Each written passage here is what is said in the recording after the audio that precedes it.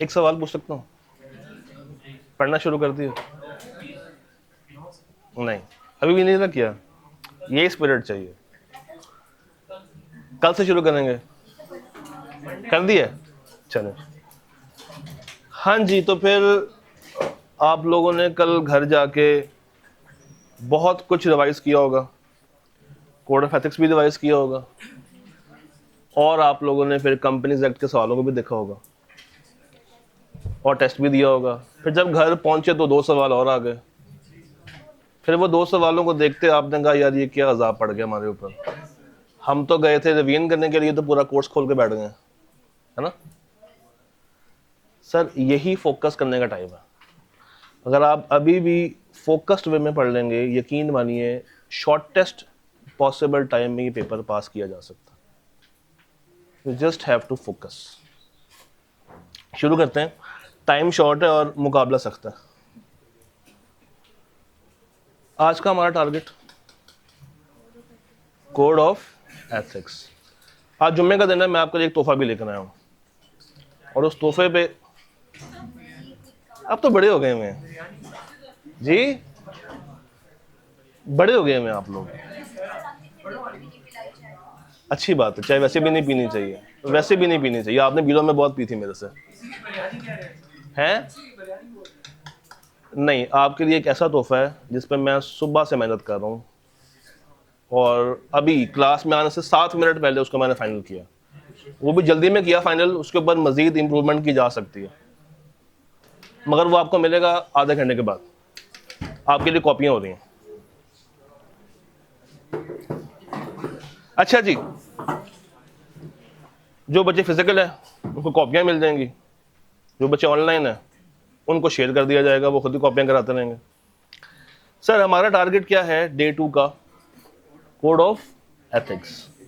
अब आप सबको पता है कि कोड ऑफ एथिक्स में 2 डिफरेंट डायमेंशंस हैं। एक डायमेंशन वो है जो कहती है कि जनाब आपने फंडामेंटल प्रिंसिपल्स के ऊपर काम करना।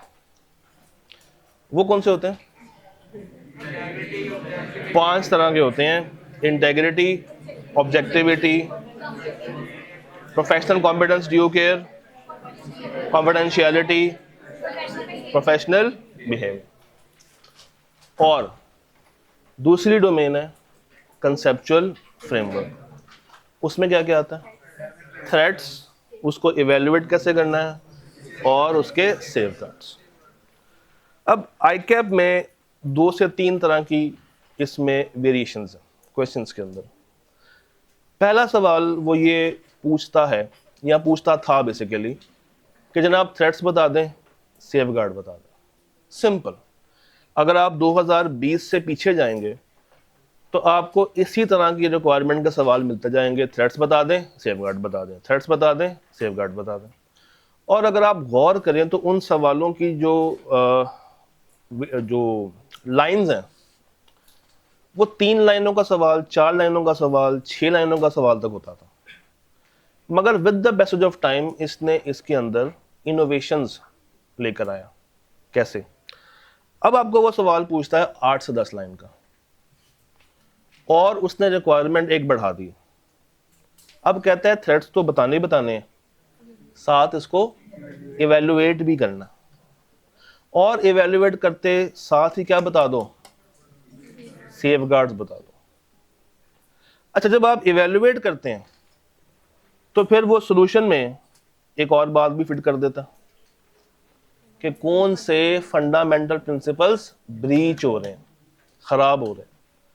तो अब आपने जवाब जो भी लिखना है इन चारों एस्पेक्ट्स को जहन में रखते हुए लिखना है, अनलेस की रिक्वायरमेंट कुछ ऐसी हो कि आपसे टू द पॉइंट बात पूछी जाए। अगर रिक्वायरमेंट जनरल है तो आपने अपने जवाब के अंदर ये चारों एस्पेक्ट्स को शामिल करना है: थ्रेट्स, उसके बाद इवेल्युएशन, उसके बाद फंडामेंटल प्रिंसिपल्स जो ब्रीच हो रहे हैं, और एंड के ऊपर सेफगार्ड्स।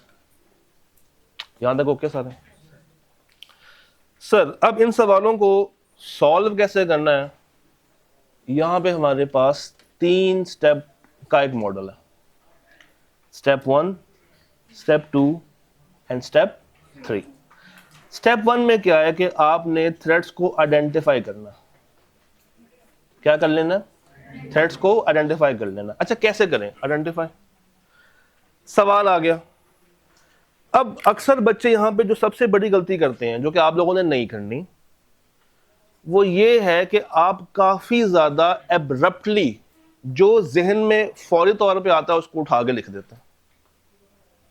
थ्रेड्स में ये गलती आप लोग करते हैं कि जो चीज जहन में आ जाती है वेरी फर्स्ट टाइम आप समझते हैं कि बस यही थ्रेड है, इसके अलावा कोई थ्रेड है ही नहीं।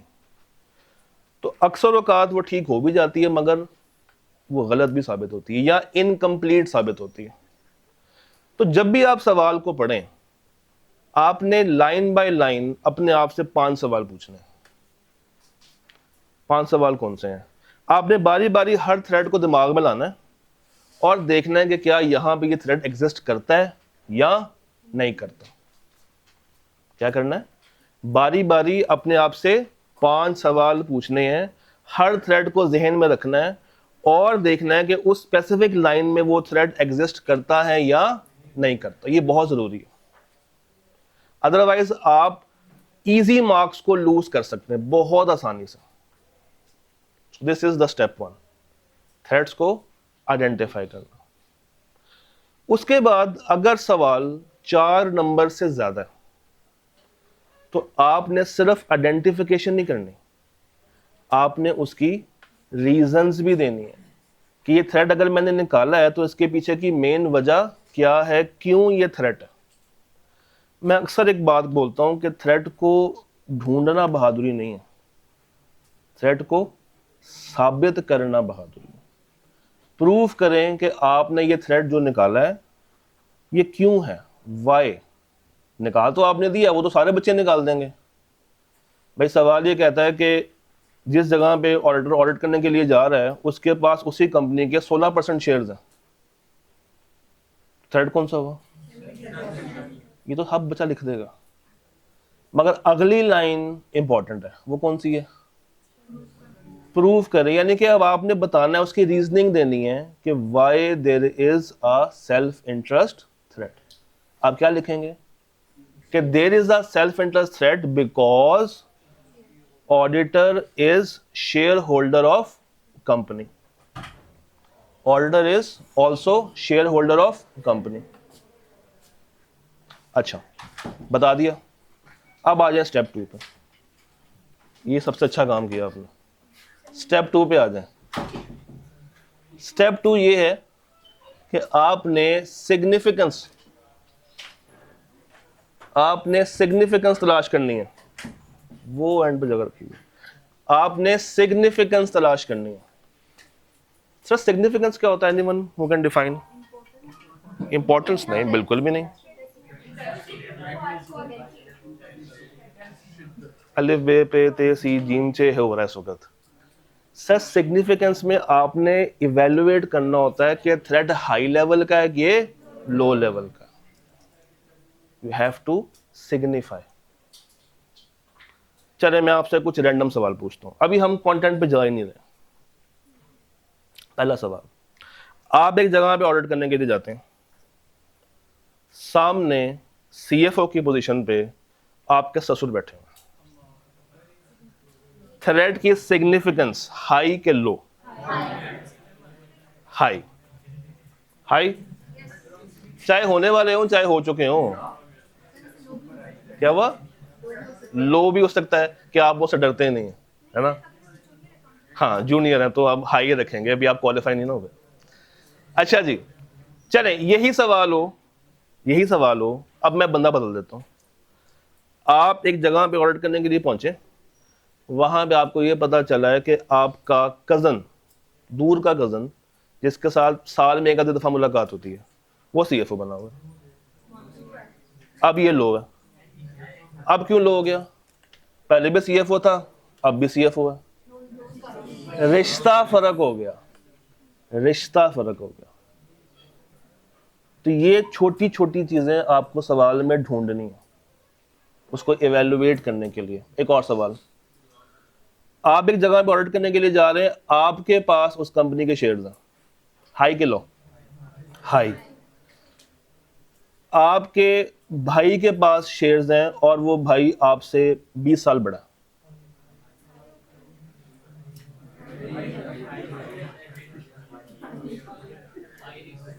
हाई के लो?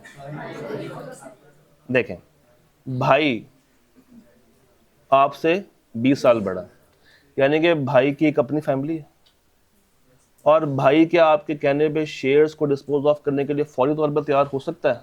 नहीं होगा।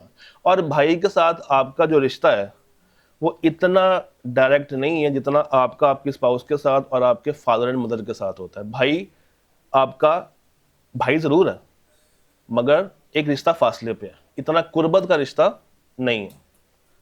यही शेयर्स अगर आपके स्पाउस के पास हो तो फिर थ्रेट बहुत हाई हो जाता। तो इन चीज़ों का आपने ख्याल रखना है सवाल में। वो कुछ बातें बताता है जो कि आपको हेल्प करती हैं उसको इवेलुएट करने में। अच्छा, थर्ड स्टेप क्या है? आपने सेफगार्ड्स देने। अब सेफगार्ड्स शायद आपने देखा हो कि कुछ टोटका सेफगार्ड्स होते हैं।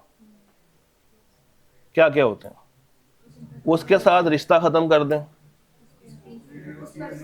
अगर शेयर्स वाला पॉइंट है तो वो शेयर्स को बेच दें, अगर उस बंदे को टीम से निकाल सकते हैं तो निकाल दें, नहीं निकाल सकते तो इंडिपेंडेंट बंदे को बुला के रिव्यू करवा लें।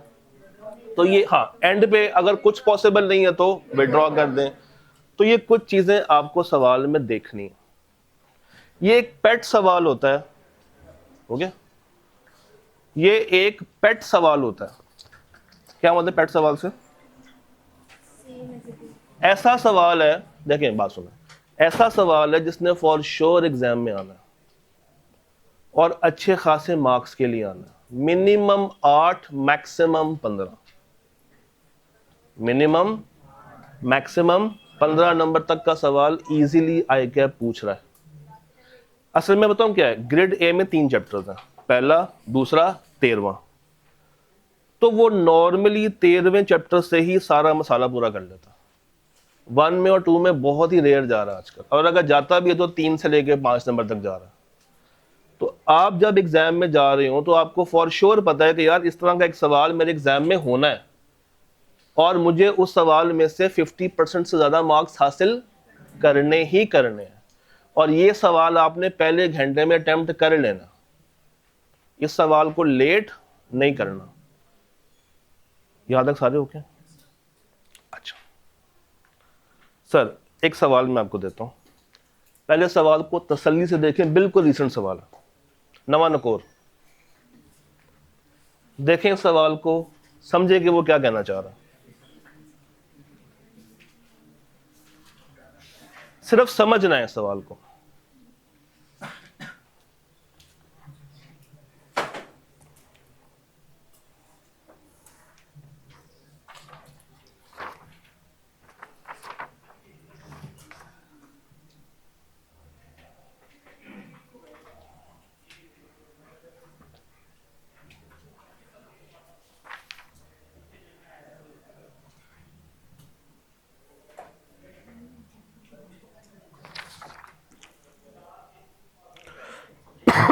हाँ जी, पढ़ लिया? कहां से पढ़ना शुरू किया?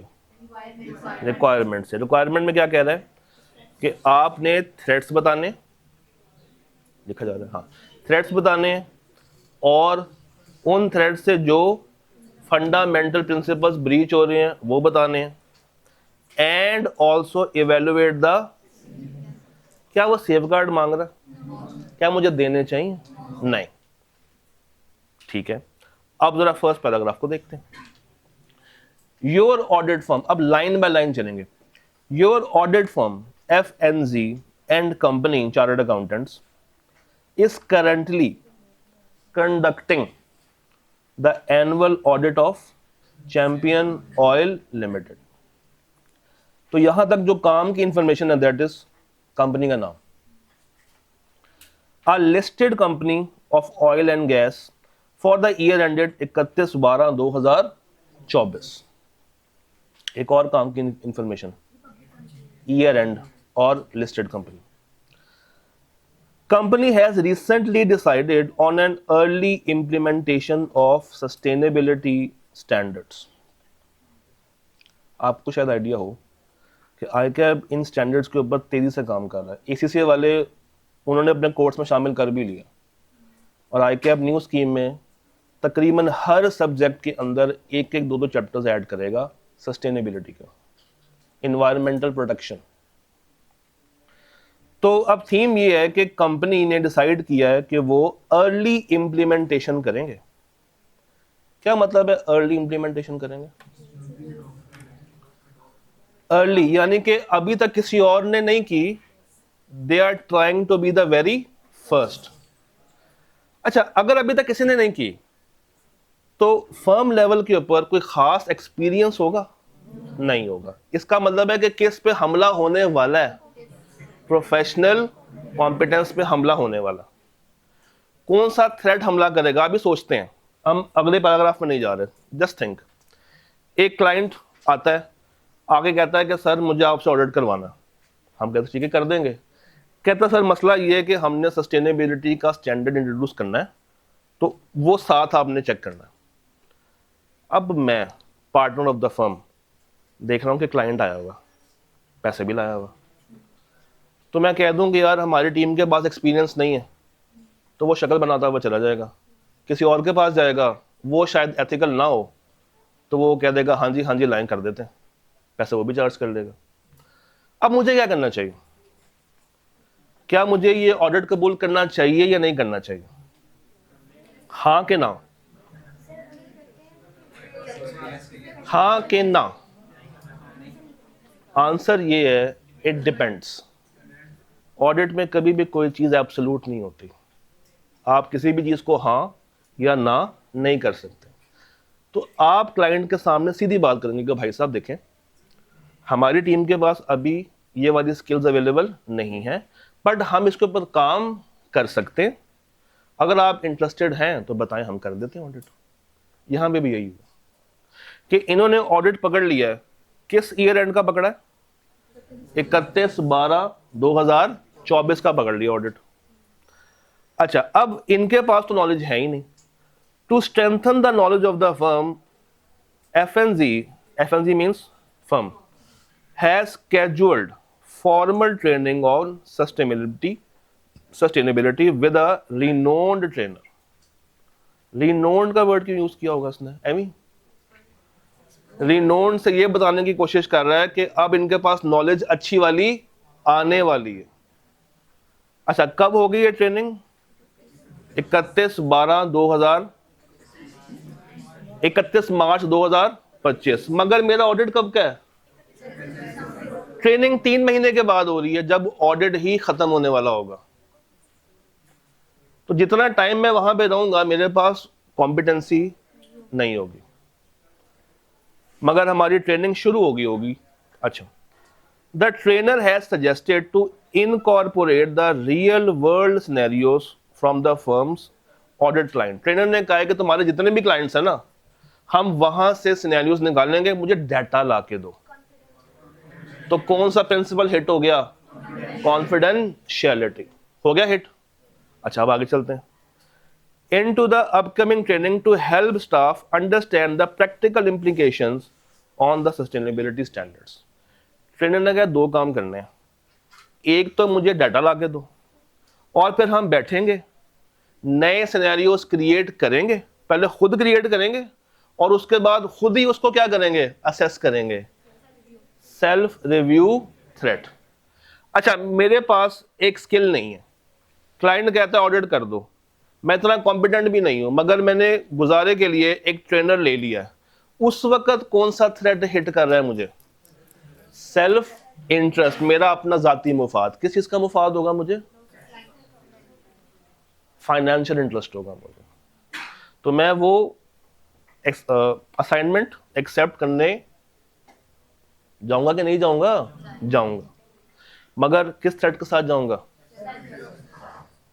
बात समझ आ रही है यहाँ तक? अच्छा, अब मुझे बताइए, क्या इनके पास सफिशिएंट ट्रेनिंग अवेलेबल है? क्या इनके पास टेक्निकल नॉलेज है?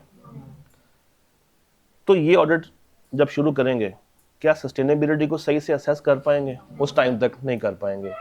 इसका मतलब है कि ये अपनी प्रोफेशनल कॉम्पिटेंसी को खराब कर देंगे। और ये क्यों खराब हो रही है? किस थ्रेड की वजह से खराब हो रही है? सेल्फ इंटरेस्ट थ्रेड की वजह से खराब हो रही है। अब आपका जवाब कैसे बनेगा? सबसे पहले आपने लिखना है थ्रेड्स फाउंड, या खाली थ्रेड्स लिख दे। नीचे आपने स्टेप बाय स्टेप थ्रेड्स की हेडिंग बनानी है। इसमें कितने थ्रेड्स आपको मिले? 2। सेल्फ इंटरेस्ट, नहीं 3 मिले भाई। Self interest, self review, thread on professional competence. ऐसे भी किया जा सकता है। एक और तरीका है कि आप पहले लाइन से क्या कर दें, सारे थ्रेड्स ले आए। कितने मिले यहाँ? बेसिक थ्रेड्स कितने मिले यहाँ पे? 2। कौन से? सेल्फ इंटरेस्ट और सेल्फ इंटरेस्ट क्यों है उसको आपने पहले बता दिया। सेल्फ रिव्यू क्यों है उसको भी आपने बता दिया। फिर नीचे आप एक हेडिंग खोलें, कौन से फंडामेंटल प्रिंसिपल्स ब्रीच हो रहे हैं। तो इस सवाल में कितने हो रहे हैं? गिनते हैं बारी बारी। पहला कौन सा होता है? इंटेग्रिटी। क्या ब्रीच हो रहा है? इंटेग्रिटी ब्रीच हो रही है। कब हो रही है? At the very start of audit. Second कौन सा होता है? ऑब्जेक्टिविटी, नहीं हो रही। तीसरा ब्रीच हो रही है। फर्म लेवल पे ब्रीच हो रही है कि क्लाइंट लेवल पे ब्रीच हो रही है? फर्म लेवल पे ब्रीच हो रही है, क्योंकि फर्म का ट्रेनर कह रहा है कि मुझे वो चीजें लाके दो। चौथे कौन सी होती है? कौन सी?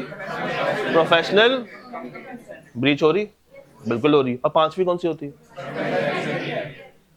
वो ब्रीच हो रहा है? नहीं। प्रोफेशनल बिहेवियर ब्रीच हो रहा है।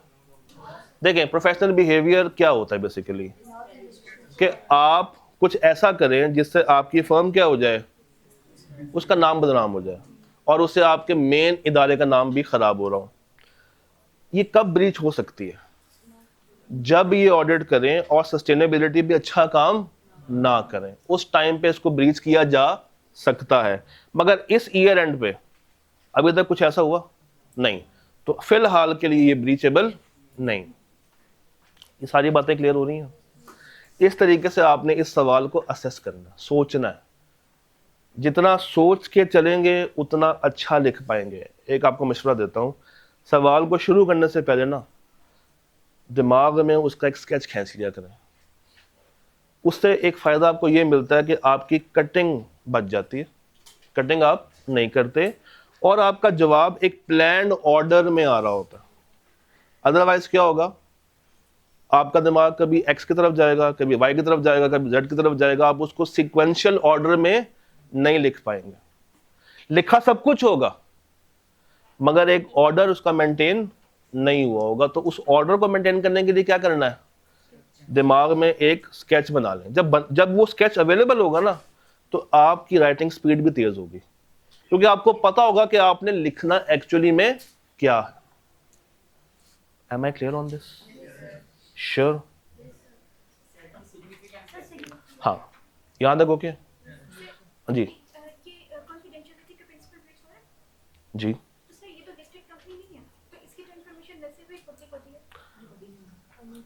ये कह रहा है कि आपने जितने क्लाइंट्स का ऑडिट किया है उन क्लाइंट्स का डाटा लाके ट्रेनर को दें, ट्रेनर को दें जिसने आपको ट्रेन करना है। तो आप क्यों उनका डाटा लाके अपने ट्रेनर को देंगे? वो सारा डाटा जो अवेलेबल होता है that is in the form of financial statements. जो आपने ऑडिट किया है वो डाटा तो नहीं ना होगा बाहर किसी के पास, या वो होगा? जो आपके वर्किंग पेपर्स हैं वो होगा बाहर किसी के पास? वो नहीं ना होगा, वही वो मांग रहा है। याद है? Okay guys? अच्छा, अब बात करते हैं किसके ऊपर? सिग्निफिकेंस के ऊपर। उससे पहले एक दफा जरा इसको रीड करें।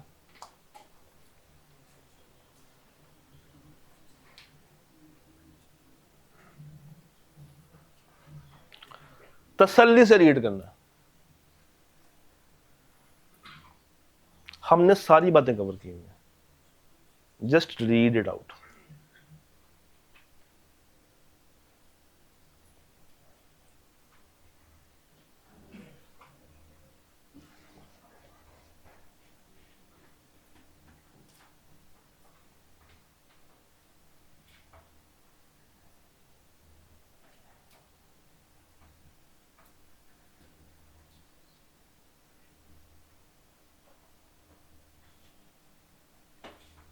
फर्स्ट पैरा क्या कहता है? फर्स्ट पैरा कह रहा है the audit staff lakhs formal training on sustainability. ठीक है, अब उनके पास टेक्निकल नॉलेज अवेलेबल नहीं है, जिसकी वजह से वो क्या करेंगे, फिर मिस अप्लाई करेंगे, पता ही नहीं ना उनको। देयरफॉर थ्रेट कौन सा बन जाता है? Self interest. क्यों बना? क्योंकि आपने कॉम्पिटेंसी ना होने के बावजूद उस क्लाइंट को एक्सेप्ट कर लिया।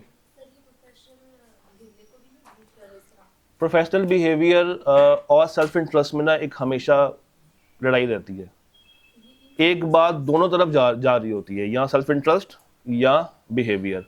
बिहेवियर को आपने हमेशा ये देखना है कि आपने अगर कोई गलत काम किया तो इससे आपका इदारा तो नहीं बदनाम हो रहा। इदारा उस वक्त बदनाम होता जब इनका ऑडिट पूरा हो जाए और ये सस्टेनेबिलिटी पे सही से काम एंड तक ना कर पाए। At the time of acceptance integrity breach हो रहा है और उसके साथ साथ प्रोफेशनल कॉम्पिटेंस ब्रीच हो रहा है, और नीचे जाके जी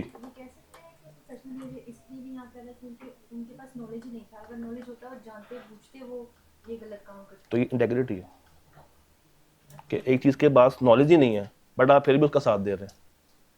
एक काम गलत है, नॉलेज होता तो फिर क्या होता?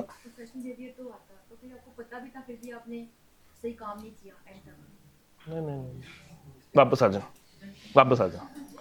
अच्छा जी, आपने कहा सिग्निफिकेंस, एक सेकंड, आपने कहा सिग्निफिकेंस हाई है कि लो है? आइए देखते हैं ये ऑडिट की असाइनमेंट किस वजह से करवाई जा रही? सस्टेनेबिलिटी की वजह से। तो इसका मतलब है कि क्लाइंट ने अगर उसको अर्ली अडॉप्ट किया तो उसके लिए ज्यादा इंपॉर्टेंट हुआ कि कम? ज्यादा। और इन्होंने उसको कबूल भी कर लिया, तो अब प्रेशर किस पे ज्यादा है, फर्म पे कि क्लाइंट पे? फर्म पे। और क्यों है ये प्रेशर? क्योंकि उनके पास अभी इतनी स्किल्स अवेलेबल नहीं है, और इसीलिए उन्होंने क्या कर लिया, एक ट्रेनर को पकड़ के साथ लगा दिया। अब खुद ही बता दें, हाई है कि लो है? हाई। Threat is high. पढ़िएगा, फर्स्ट पैरा पढ़िएगा।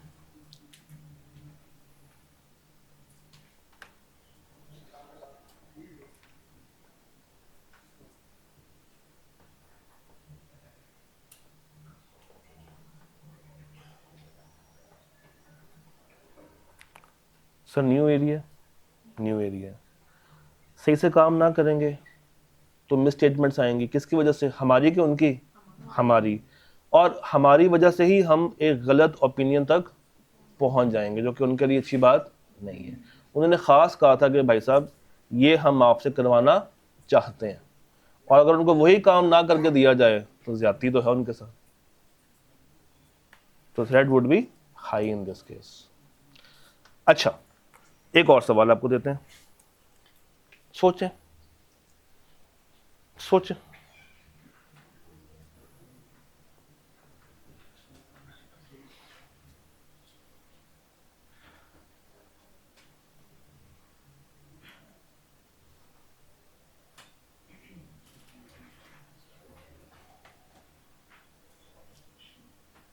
कुछ हो नहीं हो रहा? अच्छा एक सेकंड, अब हो रहा है?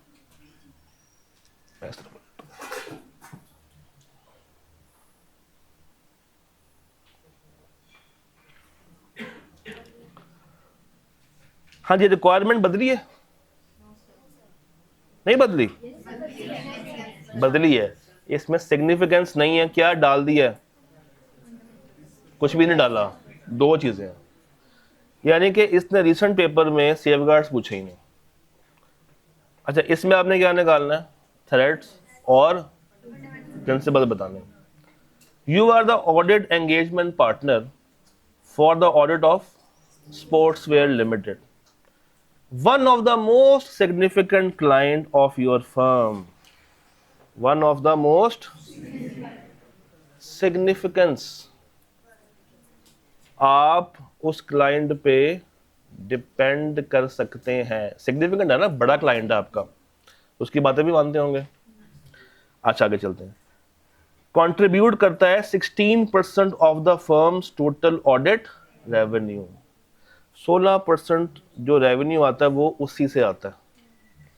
You have been informed by the managing partner of the firm that the board of SWL wants to complete the audit within। Sir अगर आपने कभी भी जिंदगी में पास बस खोल कर देखे हो तो ये दो सवालों को मिला के उसने पूछा। कभी खोल कर देखे पास पेपर्स? आपको इस तरह के 2-3 सवाल मिलेंगे जिसमें वो कहता है कि जनाब एंगेजमेंट जो क्लाइंट है CFO उसका कि फटाफट करो ऑडिट, हमने आपकी रिपोर्ट आगे प्रेजेंट करनी है। और यहां पे भी क्या कह रहा है? Early completion. जब भी वो अर्ली कंप्लीशन का लफ्ज यूज करता है ना तो एक थ्रेट ऑटोमेटिकली सामने आता है, इंटिमिडेशन थ्रेट। जब भी वो एग्रेसिव टारगेट्स रखता है तो थ्रेट कौन सा आ जाता है? Intimidation threat. अच्छा 16% ये किस चीज की निशानी है? सेल्फ इंटरेस्ट की। अच्छा आगे, he instructed you to complete the audit within his timeline. This would help to maintain a strong client relationship. In other words, वो धमकी दे रहा है, अगर टाइम पे ना किया तो ये रिश्ता खत्म, हम छोड़ के जा सकते हैं। क्यों? सिग्निफिकेंस। अच्छा अब जरा सोचते हैं थ्रेट्स कितने तरह के होते हैं? गिनते हैं। सेल्फ इंटरेस्ट है इसमें? अगला है इसमें? नहीं है। अगला चले, फैमिलियरिटी है?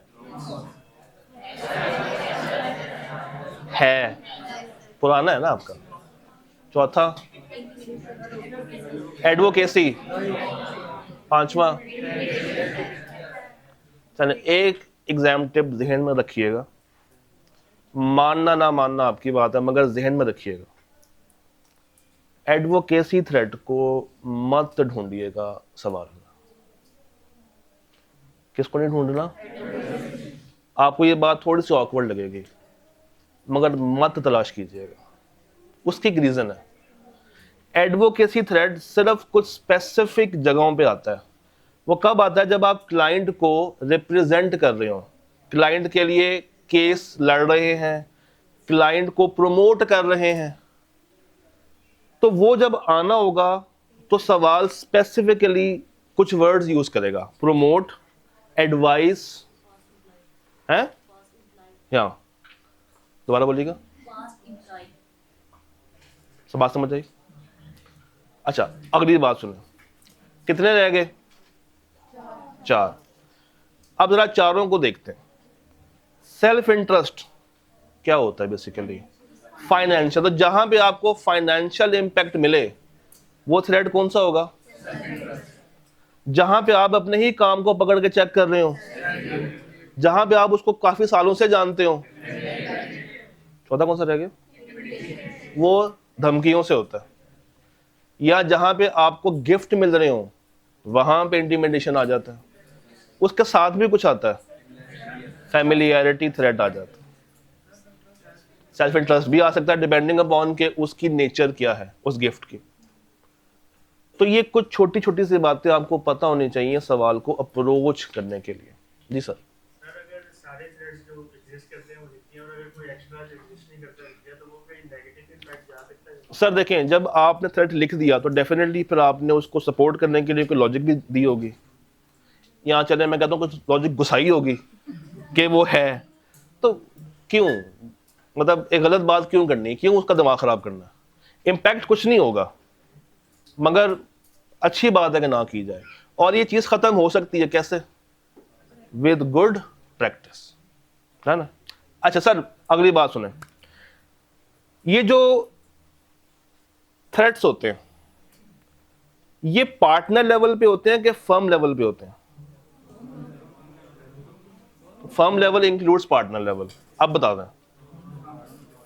अच्छा, और डिस्क्वालिफिकेशंस फ्रॉम कंपनीज एक्ट, ये बात ध्यान में रखनी है कि वो सिर्फ पार्टनर पे लगती है और ये पूरी टीम पे लगती है, पूरी टीम पे लगती है।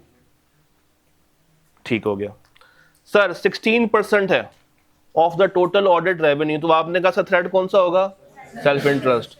और मुझे बताइए थ्रेड हाई होगा कि लो होगा? चलिए उसने पूछा नहीं है, मैं पूछ लेता हूँ।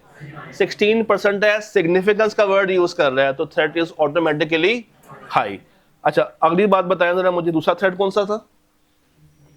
इंटिमिडेशन, ये भी हाई है क्योंकि उसने एंड में क्या कहा है, it will maintain a strong client relationship. अगर ये ना दिया तो रिश्ता हमारा आज से खत्म, तुम अपने घर हम अपने घर। पढ़ लें, सारी बातें आपको ऑलरेडी पता।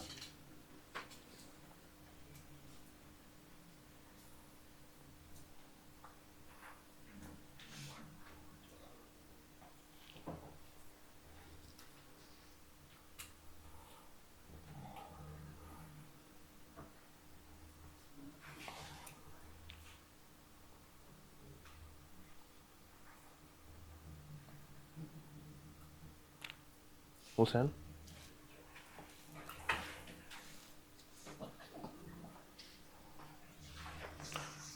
डिस्ट्रीब्यूट कर लो।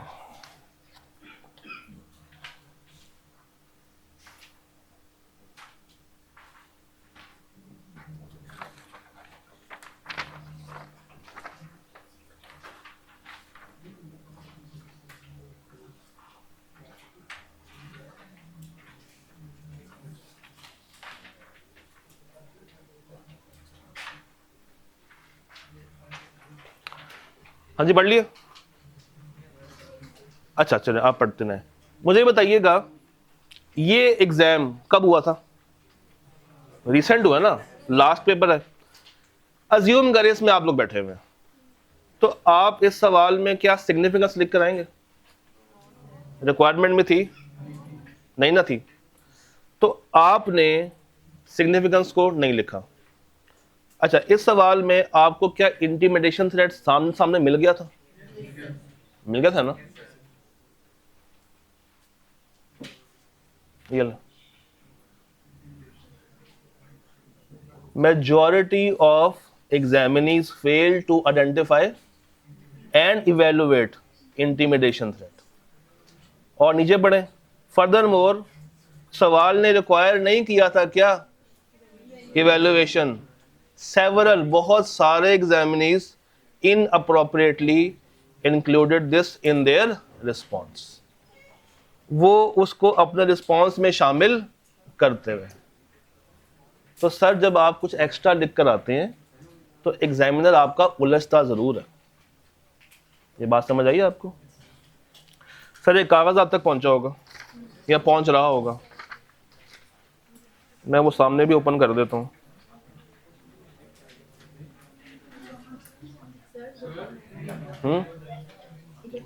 वो आ रहे हैं पीछे से। हुसैन भाई जी जी,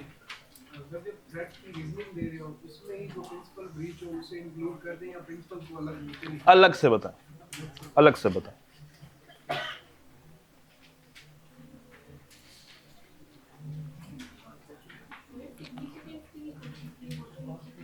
कहाँ पे? नहीं, जब पूछी नहीं तो लिखेंगे क्यों? वो मैंने एक्स्ट्रा बताई थी कि अगर वो पूछता तो आप क्या लिखते। मैं देख लेता हूं। हाँ जी,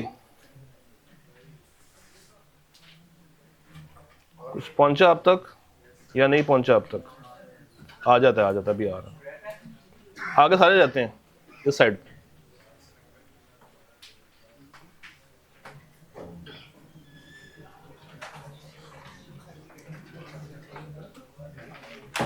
सर हमारी क्लास कब स्टार्ट हुई थी?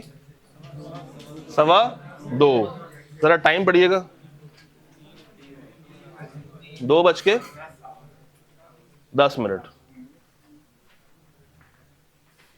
सर ये कागज आप तक पहुंचा होगा, अब तो आ ही गया होगा, ये आ गया। ये आपके सारे पास पेपर्स की समरी है।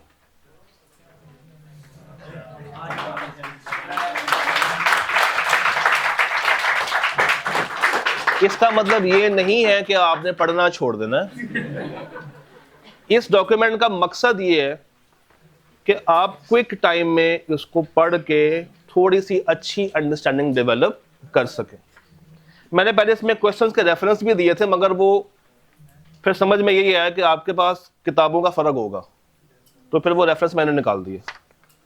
तो जरा बारी बारी देखते हैं कि इस डॉक्यूमेंट को आपने रीड कैसे करना है। सर सबसे पहले आजा भाई, सबसे पहले मैंने इसको बनाया threat wise. Self interest threat किन किन सिनेरियोज में आ सकता है, और ये सारे सिनेरियोज जो कि इस सेकंड कॉलम में आ रहे हैं टेस्टेड है इन योर एग्जाम्स, एंड कुछ ऐसे भी हैं जो कि उससे मिलते जुलते हैं। तो self interest threat, partner received house loan from client, ये आपका बिल्कुल पहला सवाल है, हाउस लोन वाला। Audit fee from last year still unpaid, auditor owns shares in the client. अच्छा आगे देखें, इवेल्युएशन आ रही है कि अगर आपने इस थ्रेड को इवेल्युएट करना तो कैसे करेंगे, उसके पीछे की लॉजिक क्या होगी, कि क्या वो इस इंटरेस्ट को अवॉइड कर सकता है या नहीं। अगर अवॉइडेबल है तो सिग्निफिकेंस कम है, अनअवॉइडेबल है तो ज्यादा। अच्छा आगे देखें, इससे कौन सा प्रिंसिपल अफेक्ट हो रहा है, इंटेग्रिटी, ऑब्जेक्टिविटी, प्रोफेशनल बिहेवियर। और उससे आगे देखें, सेफगार्ड्स जो आप लगाएंगे, इंडिविजुअल को रिमूव कर दिया जाए, फी काम शुरू करने से पहले ले ली जाए या बात कर ली जाए, अगर शेयर्स हैं तो डिस्पोज कर दिया जाए, और दोस्त गवर्नेंस गवर्नेंस से बातचीत कर ली जाए। इसी तरह नीचे आ जाए तो सेल्फ रिव्यू पे आ जाएंगे। ये कहाँ कहाँ पे आ सकता है, auditor previously worked eight the client, auditor prepares और हेल्प, या स्टाफ इज स्कॉन्डेड। ये सेकेंडेड वाला पॉइंट 3 से 4 पास्ट पेपर्स में है, 3 से 4 जगह पे उसने ये सेम पॉइंट टेस्ट किया हुआ है कि आप अपनी टीम को भेज रहे हैं, बताएं थ्रेड क्या होगा। वो तो देख के पता चल ही गया ना। अच्छा आगे, auditor reviews their own work और जजमेंट इंपेयरिंग देयर ऑब्जेक्टिविटी। चले अब मैं आपसे पूछता हूं, ऑडिटर जो चीज रिव्यू कर रहा है उसका ताल्लुक अकाउंट से एज सच नहीं है, तो सिग्निफिकेंस हाई के लो। और अगर वो लेजर को रिव्यू कर रहा है, हाई। अपने बनाए हुए लेजर को रिव्यू कर रहा है तो हाई। और अगर एक ऐसी चीज को रिव्यू कर रहा है जो कि उसने बनाई भी खुद ही है, उसका ताल्लुक डायरेक्टली अकाउंट से नहीं है, तो इट वुड बी लो। अच्छा आगे देखें, ऑब्जेक्टिविटी हिट हो जाएगी, कॉम्पिटेंस और ड्यू केयर।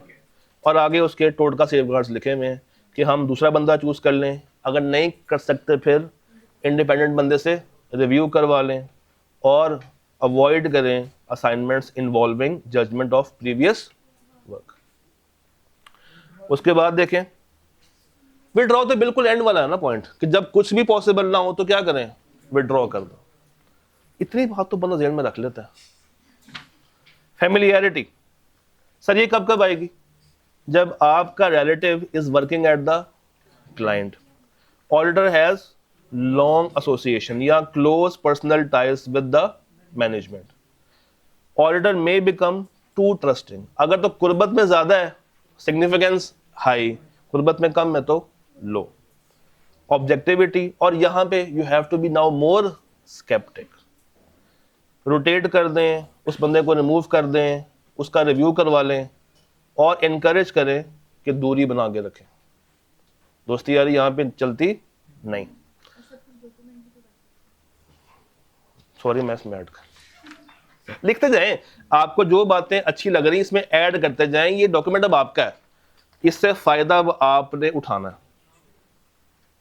एडवोकेसी, अब देखें वो असिस्ट कर रहा है। अच्छा अक्सर सवालों में ना टेक्स्ट वाली बातें होती हैं, पता नहीं आप लोगों ने पास कभी खोलकर देखेंगे नहीं देखे, मैं अज्यूम कर लेता हूं कि आप में थोड़े से देखे होंगे, इतना अज्यूम कर सकता हूं। अच्छा अगर वो असिस्ट कर रहा है टैक्स के मामलात में, अब देखें टैक्स का मामला ऐसा मामला होता है जिसमें आप उसको कोई ना कोई एडवाइस देंगे या उसके बिहाफ पे कोई वर्किंग करेंगे, और कोर्ट में वो जाके आपकी वर्किंग साबित करेगा या पेश करेगा, तो वहां से थ्रेट निकल सकता है कौन सा, एडवोकेसी। या आप क्लाइंट को क्या कर रहे हैं, प्रमोट कर रहे हैं या कोई स्ट्रेटजी सजेस्ट कर रहे हैं। तो ये वाले अल्फाज होते हैं जो कि आपने ढूंढने होते हैं। नीचे आ जाए, इंटिमिडेशन। अच्छा, इंटिमिडेशन सेकंड पॉइंट पढ़िएगा, शॉर्ट अनरियलिस्टिक। ये सवाल में यही बात थी, और ये सिर्फ इस सवाल में नहीं थी, ये 4-5 सवालों में है। तो रादर के आप हर सवाल को पकड़ के बार बार बार बार बार बार करते रहे। ये आपके पास एक कागज है, इसको आपने सुबह दोपहर शाम क्या करना है, क्या करना है, क्या करना है, घोल के पी लेना।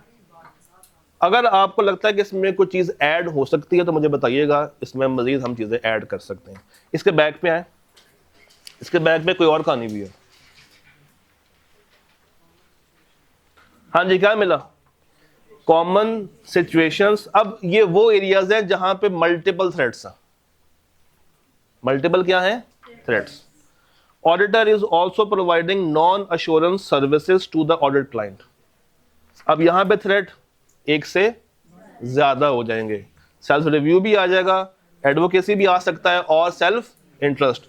और आगे क्या लिखा हुआ है, सेफगार्ड।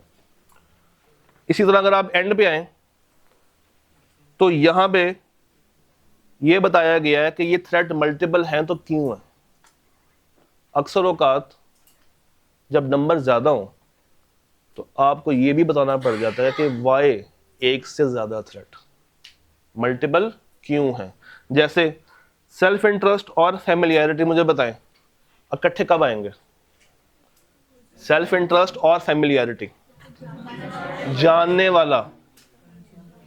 और देखें, आप भी क्लाइंट पे जा रहे हैं, क्लाइंट का जो मैनेजर है वो आपका पुराना दोस्त है, और वो आपसे कहता है कि यार मैं तुम्हें ये क्लाइंट दिलवाता हूं, बदले में तुम मुझे थोड़ा सा कमीशन दे देना।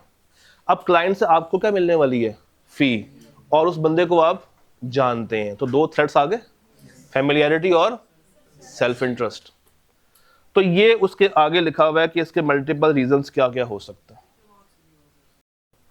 7-8 नंबर के भी हो सकता है, ये वेरी करेगा। मगर हमें इतना पता है कि जो भी अटेम्प्ट खोलेंगे उसमें ये सवाल आपको लाजमी मिल जाएगा। तो खैर ये कागज आपने संभाल लेना है, इसको मजीद मैं ऊपर से सुर्खी पाउडर नहीं लगा पाया, वो बाद में लगाते जाएंगे, अभी इतना टाइम नहीं है। अच्छा, वापस आते हैं सवालों की तरफ। एक और सवाल कर लेते हैं ताकि फिर आप लोग खुश होके अगली क्लास में जा सकें।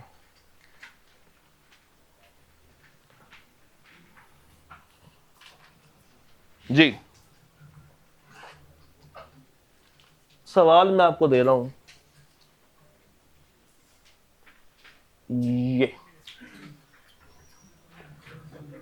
ये अब आपने सोचना है, सोचे। You have 5 minutes with you. सबने मुड़कर देखा कितने मिनट रह गए हैं। You have 5 minutes. ऑटम 24 का सवाल है, बिल्कुल पिछली से पिछली अटेम्प्ट।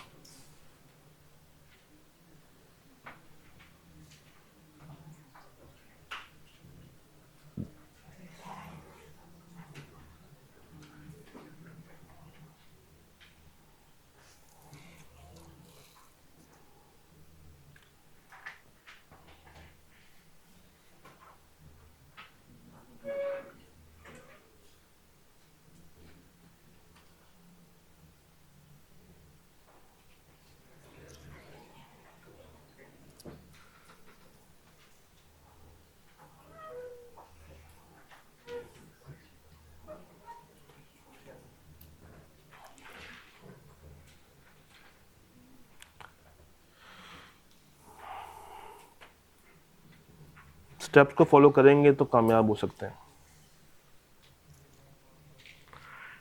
रिक्वायरमेंट में क्या है, डिस्कस करने हैं थ्रेड्स और फंडामेंटल प्रिंसिपल्स। अगेन सेफगार्ड उसने नहीं पूछे, तो बताने हैं फिर नहीं बताने, वरना वो डांटता है।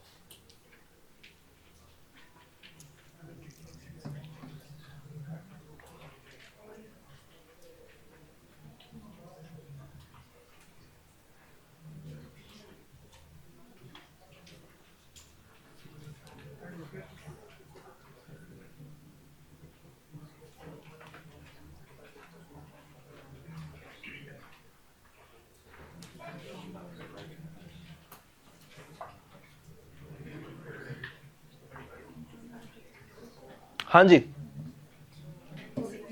You are a partner at a well established audit. पहले तो आप लोग खुश हो ना, यू आर अ, खुश हो जाएगी, आपको क्या बना दिया उसने, आपकी तमन्ना पूरी हो गई है। अब सोचना भी वैसे, one of your audit clients grid world limited recently had it's loan restructured. ये क्या होता है? बैंक ने आपके साथ जो शुरू में स्ट्रक्चरिंग बनाई थी लोन की, कि रेंटल कितना होगा, कब रीपे होगा, इंटरेस्ट रेट क्या होगा, मॉर्गेजेस क्या होंगी, अब उसको क्या कर रहा है, दोबारा से चेंज कर रहा है, रीस्ट्रक्चर कर रहा है। As part of the restructuring agreement, the bank waived a significant, bank ने कहा जा तुझे significant portion माफ किया, मगर मसला आ गया, अब क्या हो गया है, टैक्सेबल। तो सीएफओ साहब ये फरमाते हैं कि जनाब आप हमें क्या दें, एडवाइस, क्या दें, थ्रेड कौन सा होगा, अब समझ आई, on how to account for this markup। अच्छा सिर्फ एडवोकेसी है, जब आप बना के देंगे और जब ऑडिट करने के लिए पहुंचेंगे फिर क्या करना पड़ेगा,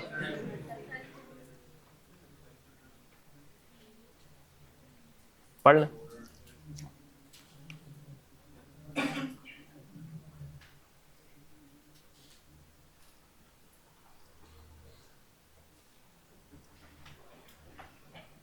हाँ जी, सेल्फ रिव्यू क्यों है, क्योंकि वो अब अपना ही काम क्या करेगा, ऑडिट करेगा, जिससे उसकी ऑब्जेक्टिविटी बढ़ेगी ना, कम हो जाएगी। तो कौन सा प्रिंसिपल, ऑब्जेक्टिविटी, कौन सा प्रिंसिपल हिट हो गया। अच्छा नीचे आ जाए, एडवोकेसी में क्या होगा, द ऑडिटर में, अच्छा देखें उसने वर्ड का यूज किया है में, कभी भी आपने 100% बात नहीं करनी, में मीन्स हो भी सकता है और हो भी नहीं सकता। तो auditor may advocate for the client's interest by proposing और supporting an accounting treatment on how to account for the markup waiver. चलो ये बता दें, जाती बाहर का, वैसे भी 2 मिनट रह गए, कौन से प्रिंसिपल्स हिट हो रहे हैं,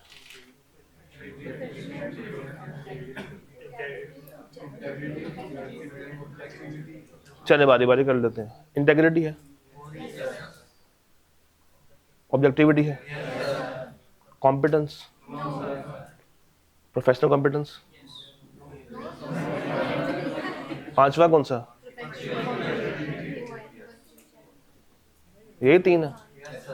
आप तालियां बजाने अपने आप के लिए।